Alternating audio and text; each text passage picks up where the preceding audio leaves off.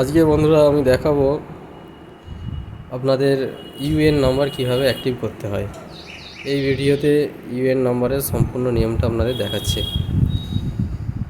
প্রথমে তার জন্য গুগলে যাবেন। গুগলে গিয়ে যে ইপিএফ এর যে সরকারি ওয়েবসাইট আছে সেই ওয়েবসাইটে যাবেন। ইপিএফও ইপিএফও এন্টার করব। করার পরে দেখবেন আপনাদের কাছে এমপ্লয়ি প্রভিডেন্ট ফান্ড অর্গানাইজেশন এরকম একটা পেজ খুলে যাবে। এটাই ক্লিক করব। ক্লিক করার পরে এখানে ডান দিকে দেখবেন যে কেওয়াইসি আপডেশন মেম্বার, এইখানে ক্লিক করব।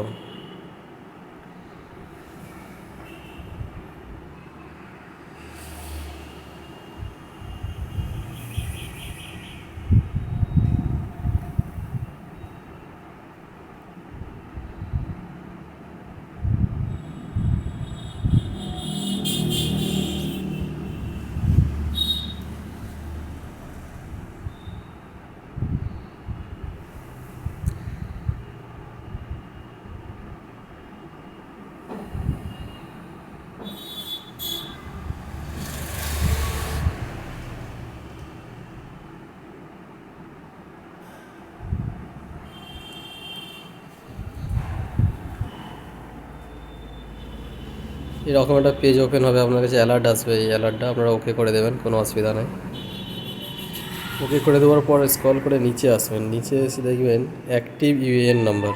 এখানে অ্যাক্টিভ ইউএএন নাম্বারে ক্লিক করবেন।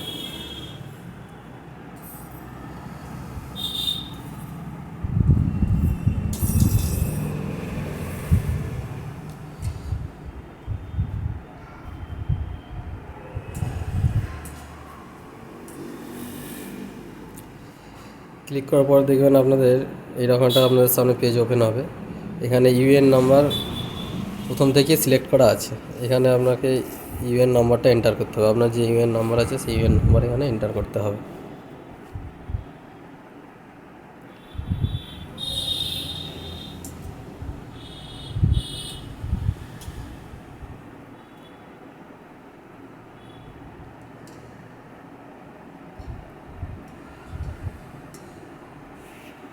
তারপরে দেখুন আধার নাম্বার, যেগুলো স্টার মার্কার আছে সেগুলোই করবেন, বেশি কিছু করতে হবে না।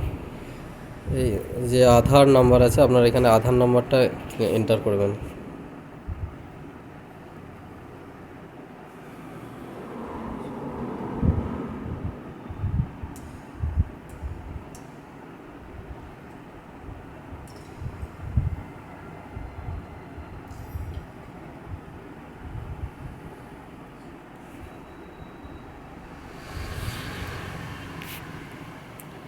তারপরে হচ্ছে আপনার নাম, যে আধার কার্ডে যে নাম আছে সে নামটাই বসাতে হবে।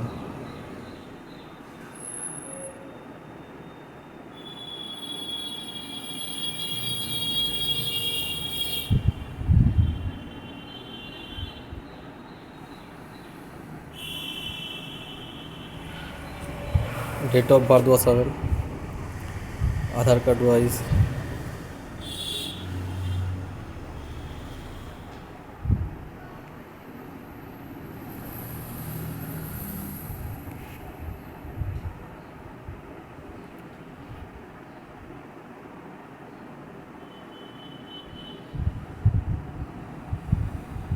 তারপর আধার কার্ডের সঙ্গে যে মোবাইল নম্বর লিঙ্ক আছে সেইটা দেবেন।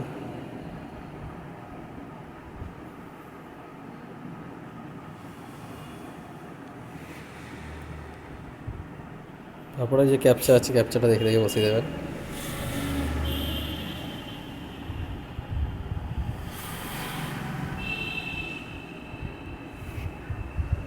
তারপরে সোজা নিচে চলে আসবেন স্ক্রল করে। এখানে এই যে চেক বক্স আছে, চেক বক্সটা ক্লিক করে দেবেন। করে দেওয়ার পরে গেট অথেন্টিকেশন পিন যাবেন।